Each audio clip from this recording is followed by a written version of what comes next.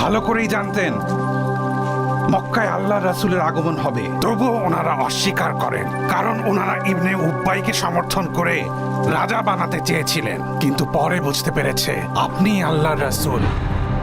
হে আল্লাহর রাসূল, আমি এ পর্যন্ত পার্সিয়া থেকে নাসিবিনে ভ্রমণ করেছি, আরো ভ্রমণ করেছি ইরাক থেকে সিরিয়া, এক পাদ্রী থেকে অন্য পাদ্রীর কাছে গিয়েছি সত্য ধর্মের খোঁজে। আমি আপনাকে দেখার অপেক্ষায় ছিলাম আল্লাহর রাসূল। আর যখন পবিত্র নবুয়ত আপনার উপর অবতীর্ণ হলো, তখন একজন পাদ্রী আমাকে মক্কায় সফরের জন্য বললেন, যেখানে আপনার সর্বপ্রথম আগমনের কথা বলা হয়েছিল। তারপর আমরা যাব রাসূলের কন্যা ফাতেমার বাড়িতে। আল্লাহর ইচ্ছায় আলী ফাতেমাকে বিবাহের প্রস্তাব দিয়েছেন। আবু বকরের স্ত্রী উম্মে রুমানের সাথেও। বিলাল, শোনো, তুমি আব্দুল্লাহ ইবনে যায়েদের সাথে যাও, তার কাছ থেকে এটা মুখস্থ করে নাও। আলহামদুলিল্লাহ। আল্লাহু আকবার, আল্লাহু আকবার, আল্লাহু আকবার, আল্লাহু আকবার। আশহাদু আল্লা ইলাহা ইল্লাল্লাহ, আশহাদু আল্লা ইলাহা ইল্লাল্লাহ, আশহাদু আন্না মুহাম্মাদার রাসূলুল্লাহ, আশহাদু আন্না মুহাম্মাদার রাসূলুল্লাহ। হাইয়া আলাস সালাহ, হাইয়া আলাস সালাহ, হাইয়া আলাল ফালাহ, হাইয়া আলাল ফালাহ। আল্লাহু আকবার, আল্লাহু আকবার, লা ইলাহা ইল্লাল্লাহ। আল্লাহর রাসূল সাল্লাল্লাহু আলাইহি ওয়াসাল্লাম নবুয়তের 14 বর্ষের 12 রবিউল আউয়াল শুক্রবার মদিনায় প্রবেশ করেন। তখন মহানবীর বয়স 53 বছর ছিল এবং তিনি মুহররম মাস পর্যন্ত সেখানে অবস্থান করে ইসলামের প্রচারণা চালিয়ে যাচ্ছিলেন। আর মুহাজিরিন ও আনসারদের জীবনযাপনের প্রয়োজনীয় সব কিছুর সুব্যবস্থা গ্রহণ করতে থাকেন। এভাবেই মহান আল্লাহর রাসূলের নেতৃত্বে ইসলামী রাষ্ট্র গড়ে ওঠে। রাসূল সাল্লাল্লাহু আলাইহি ওয়াসাল্লামের আগমনের পর ইয়াসরিব শহরের নাম পরিবর্তন করে রাখা হয় মদিনাতুল মুনাওয়ারা। আর এভাবেই নবী মুহাম্মদ ও তার অনুসারীরা ইসলাম ধর্মের দাওয়াত ছড়িয়ে দিতে শুরু করেন মদিনাতুল মুনাওয়ারার প্রত্যেক আনাচে কানাচে।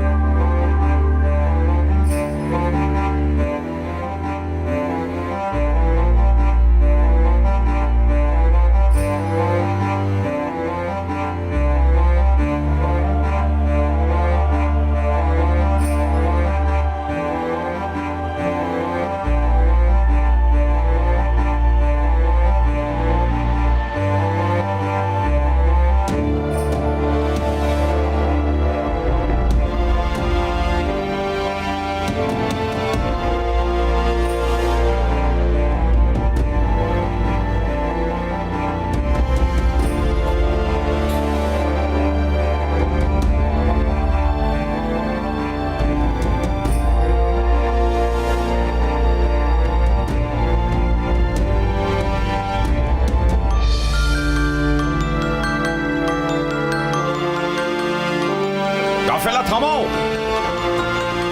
ওসমান, বলুন কুরাইশের প্রধান। আমাদের সামনে এগিয়ে যেতে হবে। কুরাইশদের কাফেলা মুহাম্মাদের বাহিনীর আক্রমণ সীমার মধ্যেই আছে। যাও। অবশ্যই।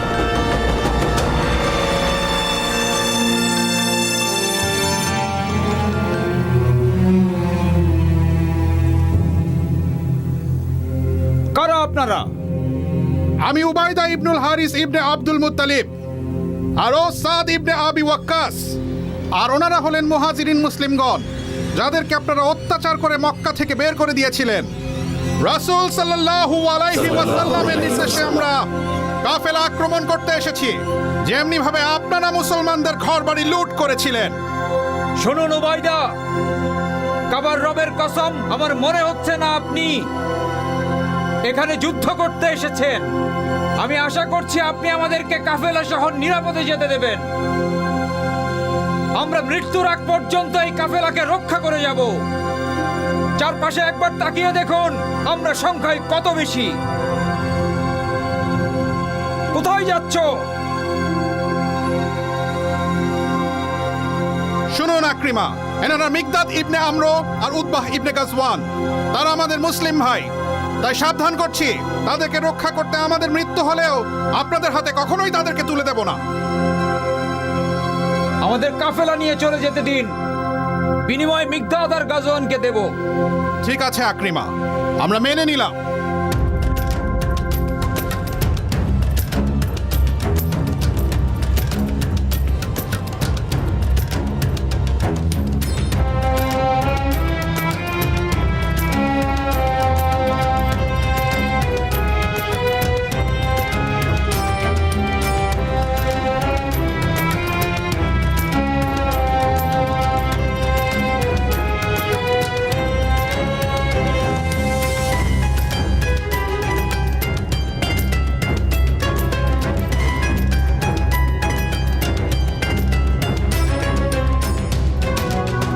কি খবর এনেছ?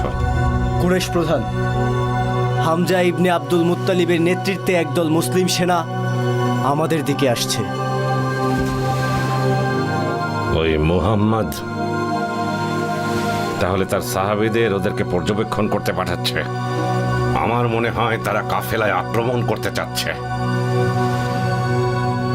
হামজার কাছে গিয়ে বলো যেন আমাদের যেতে দেয়, কারণ একবার যদি আমরা তরবারি হাতে নেই তাহলে কিন্তু প্রাণ না নিয়ে ফিরবো না। জলদি যাও। আদেশ শিরোধার্য।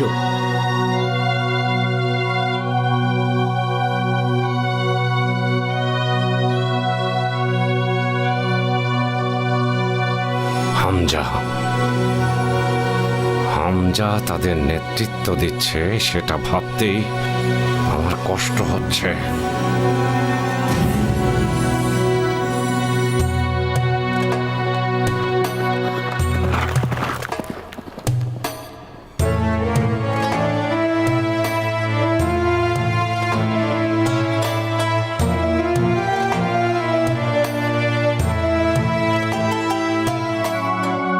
তারপর হিজরতের দ্বিতীয় বছর রবিউল আউয়াল মাসে আল্লাহর রাসূল সাহাবীদের নিয়ে অভিযানে বের হন। তিনি মদিনার দায়িত্ব দিয়ে যান সাইব ইবনে উসমান ইবনে মাজুনকে। তারপর নিরাপদে রাদওয়ান পর্বতের পাশে বুয়াত পর্বতে পৌঁছান এবং পুনরায় মদিনায় ফিরে আসেন।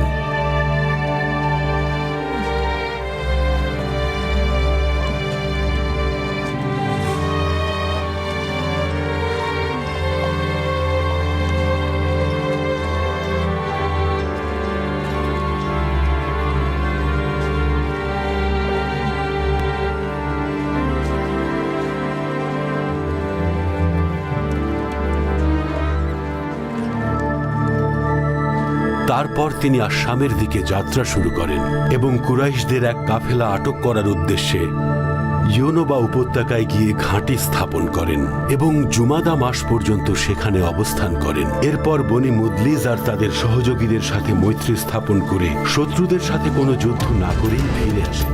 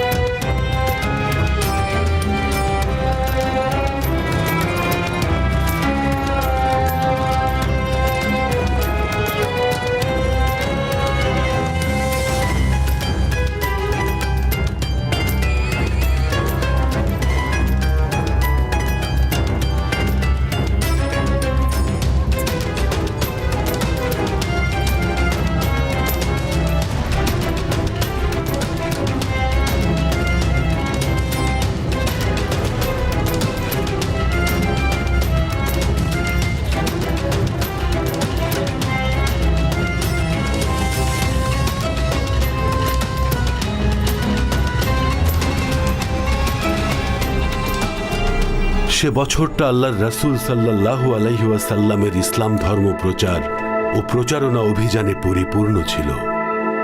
কিছু গোত্র ছিল যারা মদিনাতুল মুনাওয়ারাতে আক্রমণ করার চেষ্টা করেছিল, যেমন কারজ ইবনে জাবিরুল ফিহরি মদিনার সকল গবাদি পশু চুরি করার চেষ্টা করেছিল। তবুও আল্লাহর রাসূল এবং ওনার সাহাবীরা সর্বদা সতর্ক ছিলেন শহরের নিরাপত্তার ব্যাপারে। কারজ ইবনে জাবেরের মতো অনেককে অভিযানের মাধ্যমে প্রতিহত করতে সক্ষম হন। আসলে এই অভিযান ছিল কাফেরদের বিরুদ্ধে পরবর্তী বড় যুদ্ধে অংশগ্রহণের জন্য পূর্ব প্রশিক্ষণ। غير أحمد بعد حميا ذكر اسمه خيلا وإذا رمى عن قوسه فيمينه قدر وما ترمي اليمين قضاء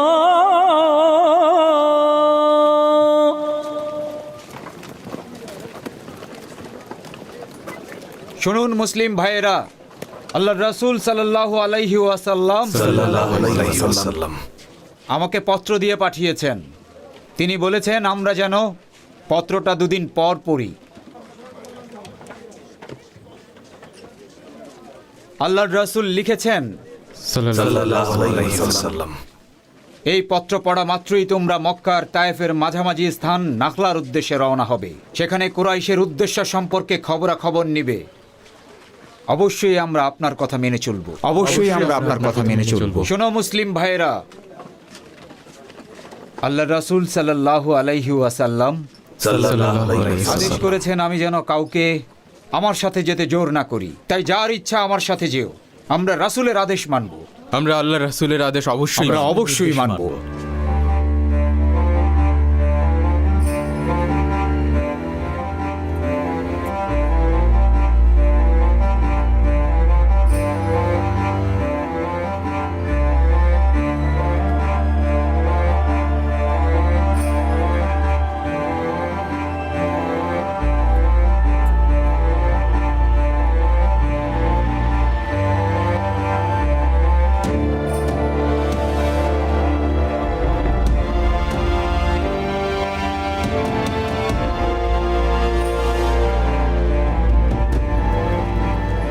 কুরাইশদের কাফেলা সূর্যাস্তের আগেই তারা পবিত্র স্থানে প্রবেশ করবে। আমাদের আক্রমণ করা উচিত ওকাশা। হে আব্দুল্লাহ, আমার ভয় হচ্ছে আল্লাহর রাসূল যদি রাগান্বিত হন তাহলে খুব খারাপ হবে। পত্রে তো কুরাইশের কাফেলাকে আক্রমণের নিষেধাজ্ঞা দেয়া হয়নি। আমাদের এই কাজ করার অনুমতি আছে বলেও মনে হয় না। আমি ভেবেই সিদ্ধান্ত নিয়েছি, যার ইচ্ছা সে চলে যেতে পারো। আমি আপনার কাজের পরিণতি নিয়ে চিন্তিত আব্দুল্লাহ। আমি ফিরে যাচ্ছি। আমরা তোমাকে ছেড়ে যাব না, কারণ তুমি এই অভিযানের নেতা, আর আমরা তোমার আদেশ পালন করব।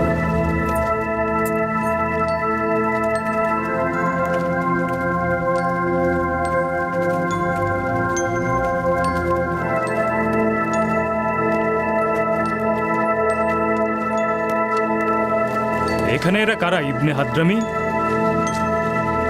হয়তো কিছু মানুষ পবিত্র ঘর পরিদর্শনে যাচ্ছে। চলো।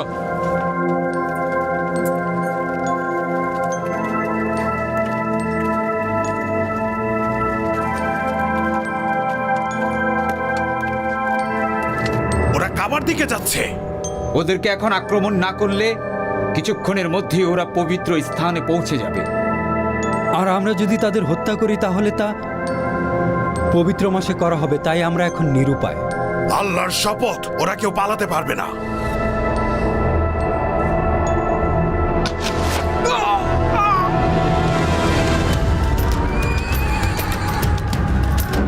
আত্মসমর্পণ করো, নইলে সবাই মরবে। কাফেলার উট আর সব সম্পদ এখন মুসলিমদের দখলে। মক্কায় আমাদের বাড়িঘর ও ধন সম্পদ কেড়ে নেওয়ার জন্য এটা কুরাইশদের উচিত জবাব। আবু হুযায়ফা, চলো তাকে খুঁজে বের করি। মোহাম্মদ কুরাইশদের কাফেলাকে লক্ষ্য করে অভিযান চালাচ্ছে। এই অবস্থায় আমাদের ঠিক কি করণীয় সেটা কিছুতেই বুঝে উঠতে পারছি না। এ ব্যাপারে তোমাদের মত কি? আমরা তো এভাবে আমাদের কাফেলাগুলোকে মুসলিমদের হাতে ছেড়ে দিতে পারি না, তাই না? আপনারা শুনুন কুরাইশ প্রধানেরা, তারা মদিনায় হিজরতের পর তাদের ঘর জমি জমা দখল করেছেন, আর সেটা অবশ্যই আপনাদের অন্যায় হয়েছে। ফলে তারা কাফেলাকে আক্রমণ করেছে যেন তাদের হারানো জিনিসের কিছুটা পুনরুদ্ধার হয়। বিশ্বাস করো, এই সমস্যা অত সহজে শেষ হবে না। এভাবে চলতে থাকলে যুদ্ধ বেঁধে যাবে। এই সমস্যা তখন শেষ হবে যখন এক পক্ষ আরেক পক্ষকে নিশ্চিহ্ন করে দেবে। হে কুরাইশবাসী, শুনুন কুরাইশবাসী, এটা তো উসমান ইবনে আবি তালহার আওয়াজ। এখানে পরিস্থিতি দিন দিন আরো খারাপ হচ্ছে। শুনুন কুরাইশবাসী, মুহাম্মাদের অনুসারীরা কুরাইশের উট কেড়ে নিয়েছে। জলদি চলুন যেন মদিনায় প্রবেশের আগে তাদের ধরতে পারি। এমনকি আমর ইবনে হাজরামিকে হত্যা করেছে। এসব তুমি কি বলছো?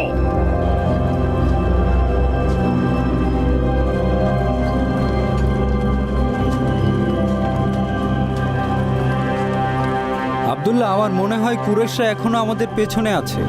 আবু হুজাইফা, তোমাকে আমি একটি গোপন রাস্তা দিয়ে নিয়ে যাচ্ছি, তাই চিন্তা নেই। চলো।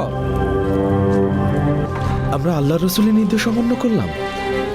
আসলেই নির্দেশ অমান্য করেছি। হ্যাঁ, আমরা নির্দেশ অমান্য করেছি। তাহলে তো এটা ভয়ঙ্কর ব্যাপার আবু হুজাইফা। এসব কি আবু হুজাইফা? এসব কি করে এসেছো আব্দুল্লাহ?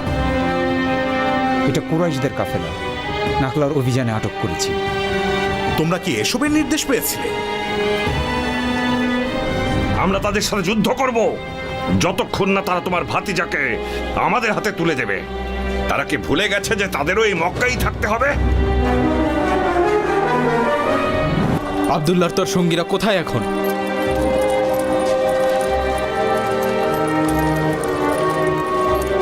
তারা সবার অগোচরে লজ্জায় মুখ লুকিয়ে আছেন। আল্লাহ তাআলা তোমাদের ক্ষমা করে দিয়েছেন, তাই তোমাদের আর ভয় নেই। আপনারা বলেন পবিত্র মাসে কাউকে হত্যা করা মহাপাপ।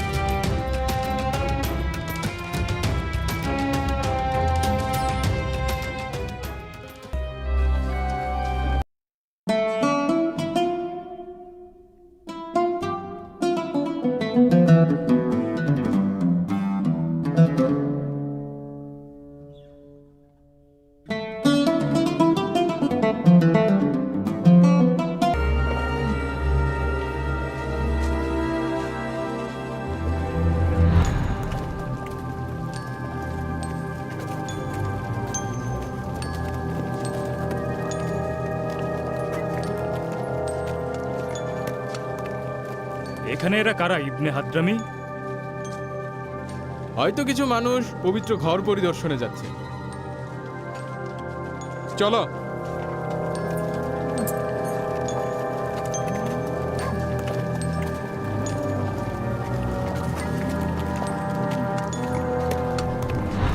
শুনুন কুরাইশবাসী, মুহাম্মাদের অনুসারীরা কুরাইশের উট কেড়ে নিয়েছে। জলদি চলুন যেন মদিনায় প্রবেশের আগে তাদের ধরতে পারি। এমনকি আমর ইবনে হাজরামিকে হত্যা করেছে। এসব তুমি কি বলছো?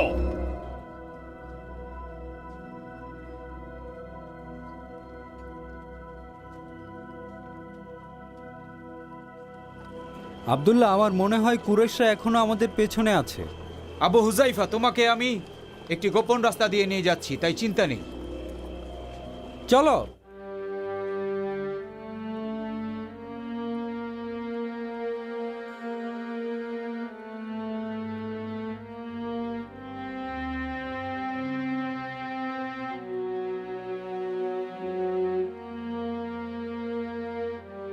এত অন্ধকারে তাদেরকে কিভাবে খুঁজে পাবো? আমি নিশ্চিত আব্দুল্লাহ অন্য কোনো গোপন পথে পালিয়েছে, যে পথ আমাদের জানা নেই। আমরা কি তাদেরকে আমাদের উটগুলোকে ইয়াসরিবে নিয়ে যেতে দেব? তাহলে কি তাদের পিছু পিছু ইয়াসরিবে যাব? আমি যদি 100 অশ্বারোহীর নেতৃত্বে থাকতাম তাহলে আমি তাদের পালাতে দিতাম না। তারা ইয়াসরিবে পৌঁছালেও কাফেলা ফিরিয়ে আনবো। থামো খালিদ, আগে আমার কথা শোনো। বলো আকরিমা। কাফেলা আমাদের হাতছাড়া হয়ে গেছে। হাত ছাড়া হয়ে গেছে, এখন আমরা কুরাইশ প্রধানদের কি বলবো? আমরা বলবো তাদের হারিয়ে ফেলেছি, তাদের পথ আমরা খুঁজে পাইনি।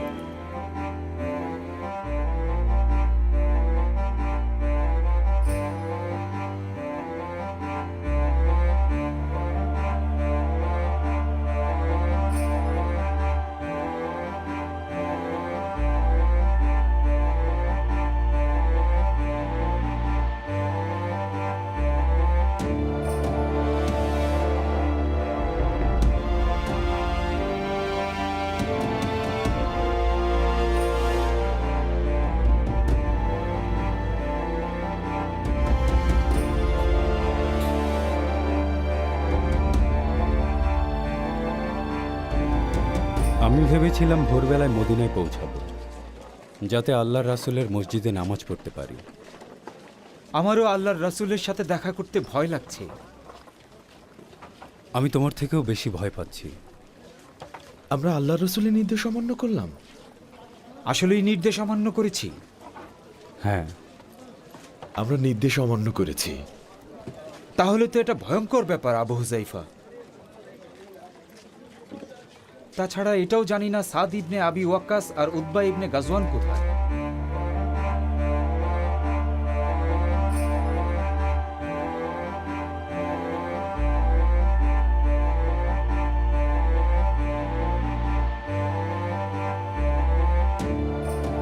যখন খবর এলো আব্দুল্লাহর বাহিনী কুরাইশদের কাছে পৌঁছে গেছে, তখন তারা খালিদ ইবনে ওয়ালিদ আর আকরিমা ইবনে আবি জাহেলকে কাফেলা উদ্ধারের জন্য পাঠায়, কিন্তু তারা তাদের ধরতে পারে না। এরপর আব্দুল্লাহ কুরাইশদের কাফেলা আটক করে মদিনাতুল মুনাওয়ারায় ফিরে যান, কিন্তু রাসূলের সাথে দেখা করবেন কিনা এই নিয়ে দ্বিধাদ্বন্দ্বে পড়ে যান, কারণ ইবনে আবি ওয়াক্কাসকে তারা হারিয়ে ফেলেছিলেন।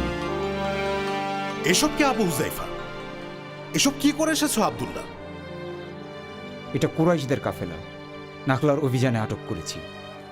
তোমরা কি এসবের নির্দেশ পেয়েছিলে? কি বলবো বুঝতে পারছি না। এসো, আল্লাহর রাসূল সাল্লাল্লাহু আলাইহি ওয়াসাল্লামের সাথে যে দেখা করি। উনি তোমাদের জন্য অপেক্ষা করছেন। হে রাসূলুল্লাহ।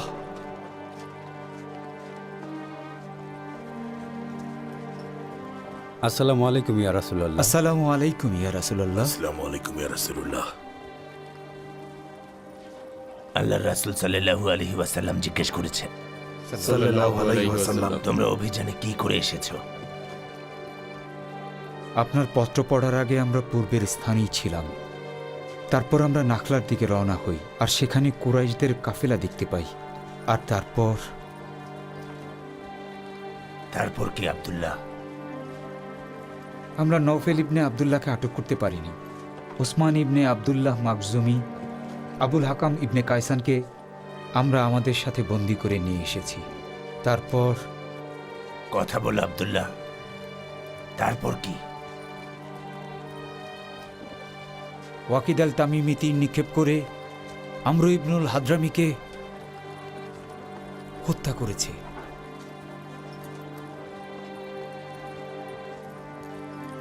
আল্লাহর রাসূল সাল্লাল্লাহু আলাইহি ওয়াসাল্লাম পবিত্র মাসে যুদ্ধ করার নির্দেশ দেননি। সাদ ইবনে আবি ওয়াক্কাস, উতবা ইবনে গাজওয়ান কোথায়? সাদ উট নিয়ে অন্যদিকে গিয়েছিল, কয়েকজনকে খুঁজতে পাঠিয়েছিলাম। আমরা না যেয়ে সেখানে তাদের অপেক্ষায় ছিলাম। আল্লাহর রাসূল, ভেবেছিলাম মদিনায় পৌঁছে তাদের দেখা পাব। আল্লাহর রাসূল সাল্লাল্লাহু আলাইহি ওয়াসাল্লাম বলেছেন, কাফেলা থেকে কিছু নিবেন না, তিনি সব বন্দীদেরও মুক্ত করে দেবেন। সাদ আর উতবা শহরে ফিরে না আসা পর্যন্ত বন্দীদের এখানে রাখুন।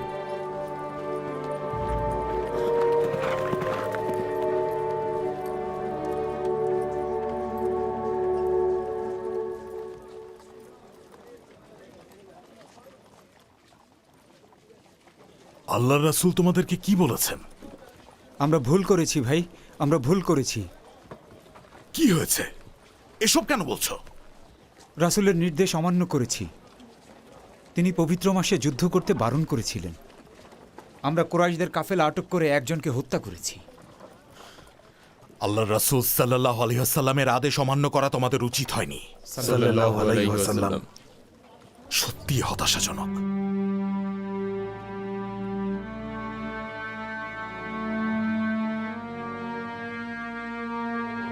হে কুরাইশগণ, হে কুরাইশগণ, মুহাম্মদ আর তার অনুসারীরা পবিত্র মাসে আমাদের রক্ত ঝরিয়েছে। তারা আমাদের কাফেলায় হামলা করেছে আর আমাদের পুরুষদের বন্দি করে নিয়ে গেছে। তারা পবিত্র মাসে হত্যার মতো জঘন্য কাজ করেছে। না আবুল হাকাম, তারা শুধু শাবান মাসে তাদের সাথে যা ঘটেছিল সেটাই করছে। তুমি তোমার ভাতিজার জন্য এমন কথা বলছো আব্বাস? এবার থামুন কুরাইশ প্রধানেরা, ভুলে যাবেন না সিরিয়ায় বাণিজ্যে যাওয়ার সময় ইয়াসরিব অতিক্রম করতে হয়। আমরা তাদের সাথে যুদ্ধে পেরে উঠব না। আমরা তাদের সাথে যুদ্ধ করব যতক্ষণ না তারা তোমার ভাতিজাকে আমাদের হাতে তুলে দেবে। তারা কি ভুলে গেছে যে তাদেরও এই মক্কাই থাকতে হবে?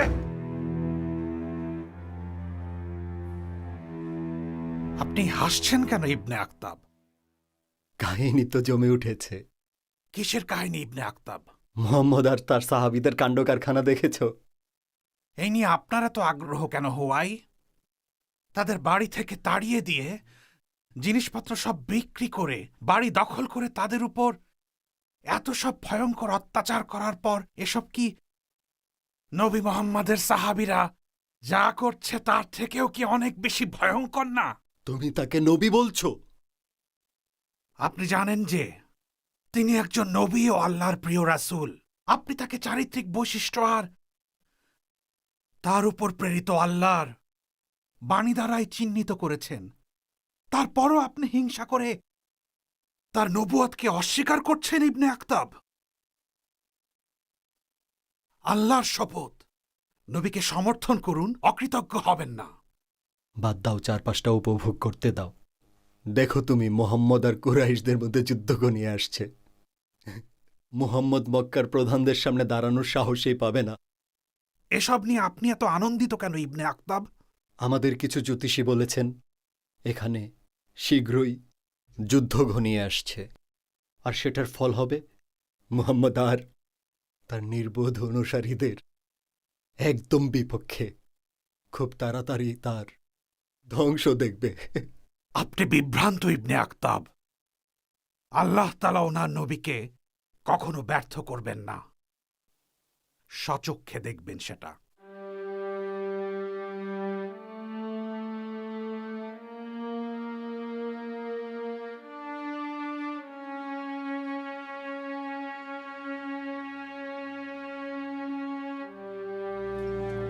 সর্বনাশ ডেকে এনেছি আল্লাহ রাসূলের আদেশ অমান্য করে। আমিও কি তোমার সাথে ছিলাম না? আমি তো নেতা ছিলাম। তুমি তো আমাদের চলে যাওয়ার সুযোগ দিয়েছিলে। এই বান্দাকে ক্ষমা করুন। আপনি ক্ষমাশীল ও পরম দয়ালু। আল্লাহ রাসূল সাদ ইবনে আবি ওয়াক্কাস আর উদ্বা ইবনে গাজওয়ান মদিনায় এসেছে।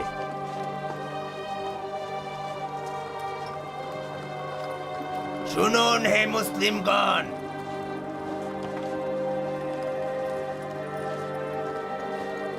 আল্লাহ রাসূল সাল্লাল্লাহু আলাইহি ওয়াসাল্লাম নির্দেশ দিয়েছেন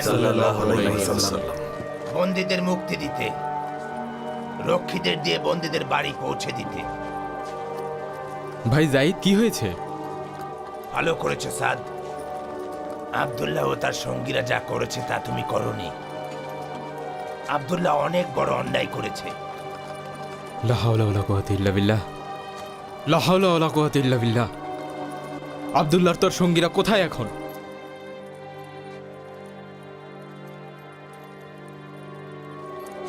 তারা সবার অগোচরে লজ্জায় মুখ লুকিয়ে আছেন।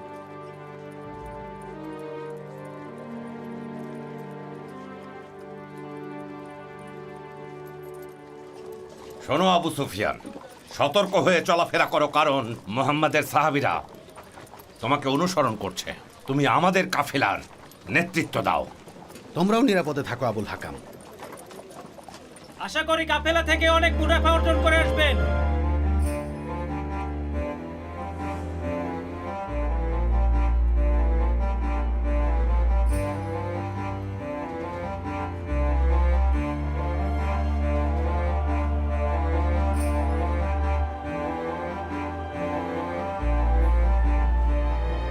আপনি হাসছেন কেন আল্লাহর রাসূল? আল্লাহ রাসূল সাল্লাল্লাহু আলাইহি ওয়াসাল্লাম বলেছেন, সাল্লাল্লাহু আলাইহি ওয়াসাল্লাম। আপনাদের ভাইদের ফিরিয়ে আনুন। এর কারণ কি আল্লাহর রাসূল? তিনি বলেছেন ভাইদের কষ্ট লাঘবের জন্য এই বাণী নাজিল হয়েছে। আউযু বিল্লাহি মিনাশ শাইতানির রাজিম। পবিত্র মাসে যুদ্ধ করা সম্পর্কে লোকেরা আপনাকে জিজ্ঞেস করে, বলুন এতে যুদ্ধ করা কঠিন অপরাধ, কিন্তু আল্লাহর পথে বাধা দান করা, আল্লাহর সাথে কুফরি করা, মসজিদুল হারামে বাধা দেয়া ও এর বাসিন্দাকে এ থেকে বহিষ্কার করা আল্লাহর নিকট তার চেয়েও বেশি অপরাধ, আর ফিতনা করা হত্যার চেয়েও অপরাধ। সাদাকাল্লাহুল আযীম। সাদাকাল্লাহুল আযীম। আলহামদুলিল্লাহি রাব্বিল আলামিন। আলহামদুলিল্লাহি রাব্বিল আলামিন। আশা করছি আল্লাহ আমাদের রহমত দান করবেন। আমি প্রার্থনা করি আল্লাহ যেন আমাদের ক্ষমা করেন। আব্দুল্লাহ, আবু হুযাইফা, কোথায় সাদের তোমরা? কণ্ঠ না? কোথায় আমার নাখলার অভিযানের বন্ধুরা? সুখবর, সুখবর। চলো, রাসূলুল্লাহ দেখা করতে বলেছেন। আল্লাহর দোহাই, আমাদের সুখবরটি বলুন। তোমাদের দুঃখ মোচনের জন্য মহান আল্লাহর তরফ থেকে বাণী নাজিল হয়েছে, যেন তোমরা আনন্দিত হতে পারো। তাড়াতাড়ি চলো, দেখা করি। তাড়াতাড়ি চলো, রাসূলের সাথে দেখা করি। আল্লাহ রাসূল সাল্লাল্লাহু আলাইহি ওয়াসাল্লাম আপনাদের বলেছেন সাল্লাল্লাহু আলাইহি ওয়াসাল্লাম সম্পূর্ণ কাফেলা নিয়ে নিতে।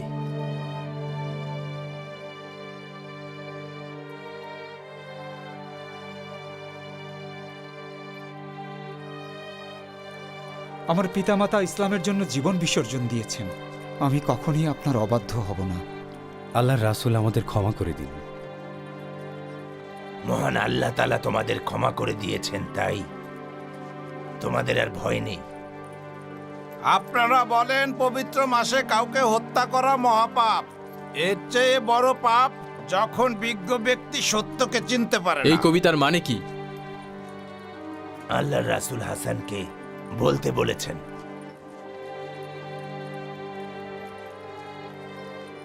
মক্কার মুশরিক কবিরা আপনার সম্পর্কে খারাপ কথা বলছে।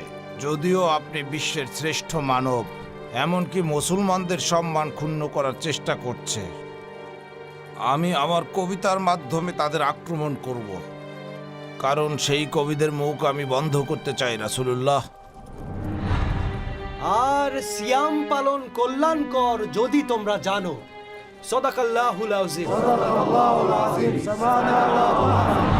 আর নিচে পড়া মাত্রই পাথরগুলো টুকরো টুকরো হয়ে ছড়িয়ে গিয়েছিল, আর পাহাড় থেকে গড়িয়ে পড়া পাথরের এক একটা টুকরো মক্কাবাসীর প্রত্যেক ঘরে ঘরে ঢুকে গেল। সত্যি খুবই অদ্ভুত স্বপ্ন।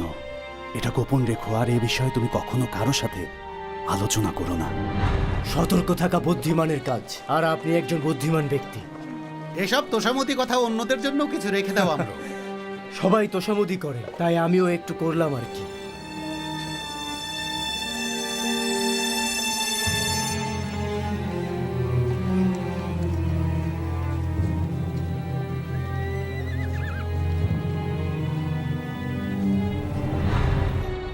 তাই আমাদের সামনে অগ্রসর হওয়া উচিত। রহমত বর্ষিত হোক, আপনি একজন ভালো নেতা।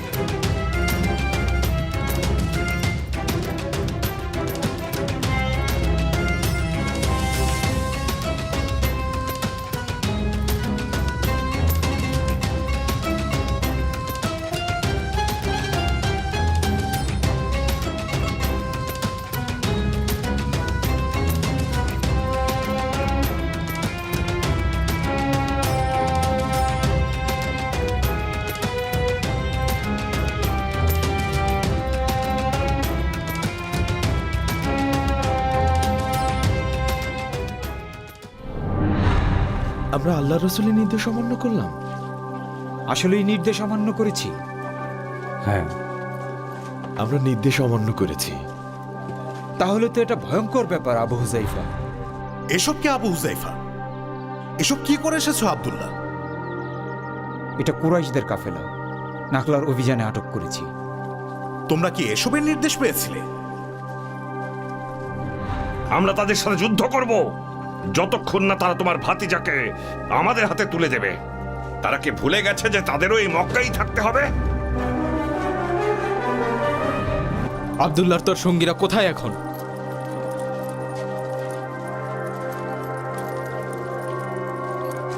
তারা সবার অগোচরে লজ্জায় মুখ লুকিয়ে আছেন। ক্ষমা করে দিয়েছেন, তাই তোমাদের আর ভয় নেই। আপনারা বলেন পবিত্র মাসে কাউকে হত্যা করা মহাপাপ। এর চেয়ে বড় পাপ যখন বিজ্ঞ ব্যক্তি সত্যকে চিনতে পারে এই কবিতার মানে কি? আল্লাহ রাসূল হাসানকে বলতে বলেছেন।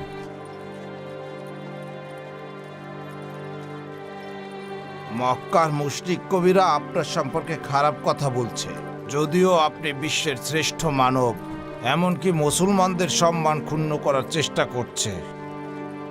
আমি আমার কবিতার মাধ্যমে তাদের আক্রমণ করব, কারণ সেই কবিদের মুখ আমি বন্ধ করতে চাই। রাসূলুল্লাহ, আল্লাহ রাসূল সাল্লাল্লাহু আলাইহি ওয়াসাল্লাম বলেছেন, আপনি তাদের কিভাবে আক্রমণ করবেন? ময়দা থেকে যেমনি চুল পৃথক করা যায়, তেমনি আপনি তাদের থেকে অনন্য সেটা প্রমাণ করে দেব। আপনার কবিতায় পরিষ্কার বাণী রাখবেন, সত্য ছাড়া কিছুই বলবেন না। আপনারা বলেন পবিত্র মাসে কাউকে হত্যা করা মহাপাপ, কিন্তু এর চেয়ে বড় পাপ যখন বিজ্ঞ ব্যক্তি সত্যকে দেখে না। আল্লাহর রাসূলকে ধর্মপ্রচার করতে বাধা দেওয়ার পরিকল্পনা করেছিলেন আপনারা। মনে রাখবেন, আল্লাহ তাআলা সব জানেন। সত্য বলেছেন হাসান, সত্য বলেছেন। পবিত্র ঘরের লোকদের ভূমি থেকে তাড়িয়ে দিয়েছেন, যেন কেউ পবিত্র ঘরে গিয়ে আল্লাহর উপাসনা করতে না পারে। তারা এমনকি রাসূলকে হত্যা করে আমাদের উপর কলঙ্ক দিতে চেয়েছিলেন। আর যে ব্যক্তি ইসলামকে ঘৃণা করে এমন একজন ব্যক্তির উপর আমরা বদলা নিয়েছি ইবনুল হাদ্রামিকে হত্যার মাধ্যমে। ওয়াকিদ যখন নাকলার কাছে যুদ্ধ শুরু করেছিল, তখন ওসমান ইবনে আব্দুল্লাহ আমাদেরকে রক্ষা করেছিলেন, যাকে পরে লোহার শিকলে বেঁধে রাখা হয়েছিল, আর তিনিই ফিরে এসেছেন। খুব ভালো লাগলো হাসান। আল্লাহ আপনাকে উত্তম প্রতিদান দিবেন। আপনার কথা তাদের কাছে তীরের আঘাতের চেয়েও বেদনাদায়ক হবে।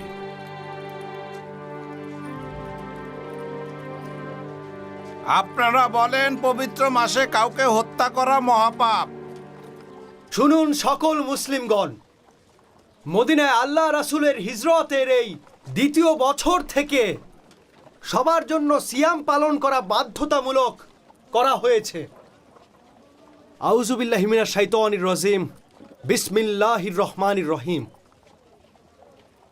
হে মুমিনগণ, তোমাদের উপর সিয়াম ফরজ করা হয়েছে যেভাবে ফরজ হয়েছিল তোমাদের পূর্ববর্তীদের ওপর, যাতে তাকওয়া অবলম্বন করো নির্দিষ্ট কয়েকদিন। তবে তোমাদের মধ্যে যদি কেউ অসুস্থ কিংবা সফরে থাকে, তাহলে অন্য কোনো দিন সেই সংখ্যা পূরণ করবে। আর যাদের জন্য তা কষ্টকর হবে তাদের কর্তব্য ফিদিয়া, একজন দরিদ্রকে খাবার প্রদান করা। অতএব যে স্বেচ্ছায় সৎ কাজে নিয়োজিত থাকবে তার জন্য কল্যাণকর হবে। আর সিয়াম পালন কল্যাণকর যদি তোমরা জানো। সাদাকাল্লাহুল আযীম।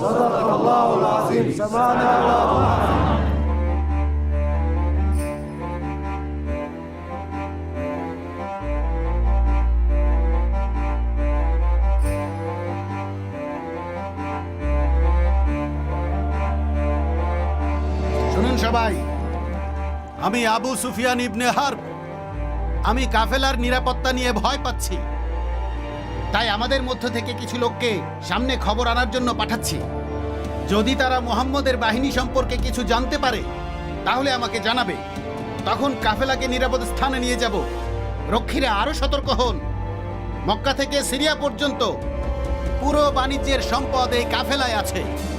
তাই মুহাম্মদ আর তার সঙ্গীদের হাতে পড়লে আমাদের অনেক বড় সর্বনাশ হয়ে যাবে। চলো।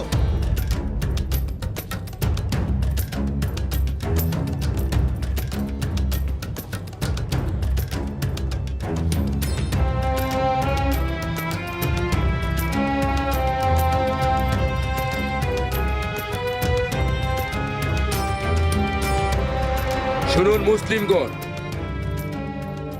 শুনুন মুহাজিরিন আর আনসারগণ, আল্লাহর রাসূল সাল্লাল্লাহু আলাইহি ওয়াসাল্লাম বলেছেন, কুরাইশের কাফেলা সিরিয়া থেকে তাদের সকল সম্পদ নিয়ে ফিরে আসছে, তাই সেখানে অভিযান করুন। হয়তো আপনাদের সম্পদ লুটের ক্ষতি পোষাতে পারবেন। বলুন আপনারা সবাই একমত কিনা? আপনি যুবক বৃদ্ধ ধনী বা দরিদ্র যাই হন, কুরাইশদের কাফেলা ছাড়বেন না। আমরা আল্লাহ রাসূলের নির্দেশ পালন করব। আমি একটা স্বপ্ন দেখেছি, খুব ভয়ঙ্কর স্বপ্ন আব্বাস। স্বপ্ন? কি স্বপ্ন আতিকা? ভাই আমার দেখা স্বপ্নটা তুমি গোপন রেখো। আমি আশঙ্কা করছি যা দেখেছি তাতে হয়তো আপনার লোকদের সাথে কিছু ঘটতে পারে, আর সেটা হয়তো বা খারাপ কিছু। তুমি কি দেখেছো বলো তো বোন? একজন লোককে উঠে চড়ে মরুভূমি দিয়ে যেতে দেখেছি। দেখলাম সে চিৎকার করে বলল, ও গুদুরের মানুষ শুনুন, 3 রাতের মধ্যে তোমাদের মৃত্যু হবে। দেখলাম তার চারপাশে লোকজন জড়ো হচ্ছিল। তারপর লোকটা কাবায় প্রবেশ করলো, আর অন্যান্য লোকেরাও তাকে অনুসরণ করলো। তারপর সে কাবার উপরে উঠে আবার চিৎকার করে বলতে শুরু করলো, ও গুদুরের মানুষ, 3 রাতের মাঝে মৃত্যু হবে। তারপর তার উটটা তাকে নিয়ে আবু কুবাইসের পাহাড়ে গেল। সেখানে গিয়েও লোকটা একই কথা বলে চিৎকার করলো, আর পাহাড়ের উপর থেকে নিচের দিকে ছুঁড়ে মারল। আর তারপর পাথরটা গড়িয়ে পাহাড়ের পাদদেশে পৌঁছলো, আর নিচে পড়া মাত্রই পাথরগুলো টুকরো টুকরো হয়ে ছড়িয়ে গিয়েছিল। আর পাহাড় থেকে গড়িয়ে পড়া পাথরের এক একটা টুকরো মক্কাবাসীর প্রত্যেক ঘরে ঘরে ঢুকে গেল। সত্যি খুবই অদ্ভুত স্বপ্ন। এটা গোপন রেখো, আর এ বিষয়ে তুমি কখনো কারো সাথে আলোচনা করো না।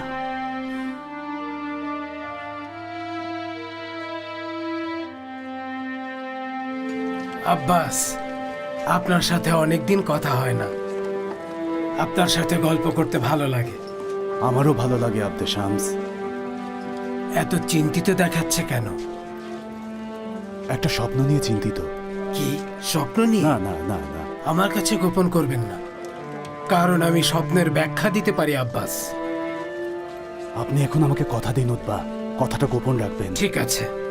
আমার বোন আতিকা একটা স্বপ্ন দেখেছে, খুব চিন্তিত আছে, আর সেটা শুনে আমিও দুশ্চিন্তা করছি। সেটা কি নিয়ে আব্বাস? আমার বোন আতিকা আমাকে বলেছে যে সে স্বপ্নে দেখেছে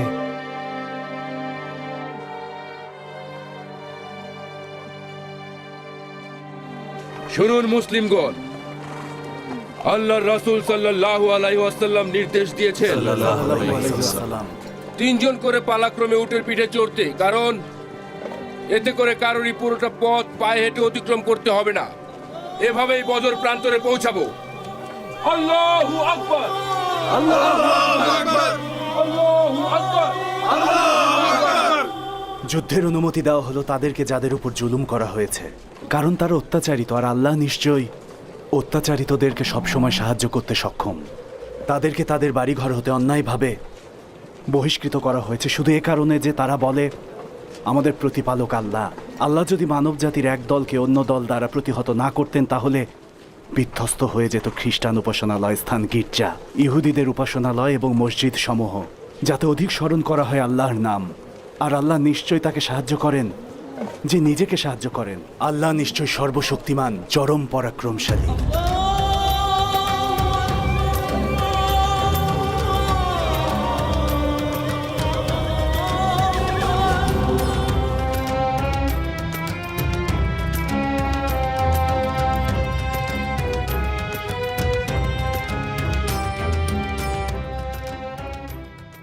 আপনাকে অস্থির দেখাচ্ছে কেন আবু সুফিয়ান? কিছু নিয়ে দুশ্চিন্তায় আছেন? নিরাপদে না পৌঁছানো পর্যন্ত আমার দুশ্চিন্তার শেষ নেই। সতর্ক থাকা বুদ্ধিমানের কাজ, আর আপনি একজন বুদ্ধিমান ব্যক্তি। এসব তোষামতি কথা অন্যদের জন্য কিছু রেখে দাও আমরা। সবাই তোষামোদি করে, তাই আমিও একটু করলাম আর কি।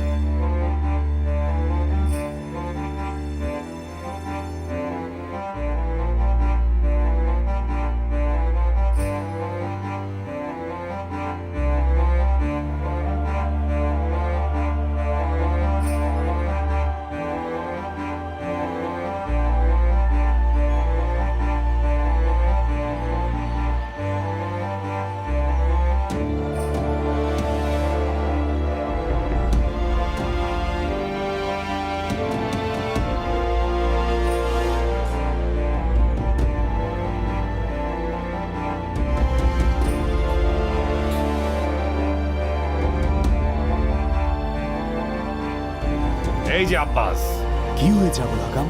কবে থেকে তোমাদের নারীরা নবীর মতো আচরণ করছে? কি বলছো? আমি সেই স্বপ্নের কথা বলছি যা আতিকা দেখেছে। কি দেখেছে? হে আব্দুল মুত্তালিবের বংশধর, তোমাদের মধ্যে কি নবী হওয়ার মতো কোনো পুরুষ জন্ম নেয়নি? তাহলে এখন নারীদেরকে দিয়ে সেই কাজ করাচ্ছ কেন? ওই আতিকা স্বপ্ন দেখে বলেছে যে মৃত্যু নাকি আমাদের কাছে 3 দিনের মধ্যেই আসবে, তাই আমরা 3 রাত পার হওয়ার জন্য অপেক্ষা করছি। সে যা বলছে তা যদি সত্য হয় তাহলে সবকিছু শান্তিপূর্ণভাবেই মিটে যাবে, কিন্তু তার কথা যদি মিথ্যা হয় তাহলে আমরা তার বিরুদ্ধে ফরমান লিখব, আর সেখানে স্পষ্ট লেখা থাকবে যে তোমার বাড়ি থেকে গুজব ছড়ানো হয়। আবুল হাকাম, আমি এমন কোনো কথা শুনিনি, আর আতিকাও এমন কোনো স্বপ্ন দেখেনি। আতিকা ছাড়া আর কেউ তো স্বপ্ন দেখতে পারে না।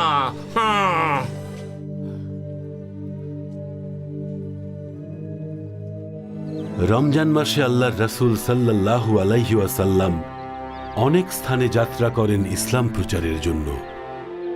তিনি মদিনা থেকে বেরিয়ে যাত্রা শুরু করেন মক্কায়, তারপর মক্কা থেকে আকিক থেকে তিনি রওনা হন হুলাইফায়, আর তারপর উলাতিল জাইশের দিকে তিনি তার যাত্রা শুরু করে দেন এবং রুহকান পৌঁছান।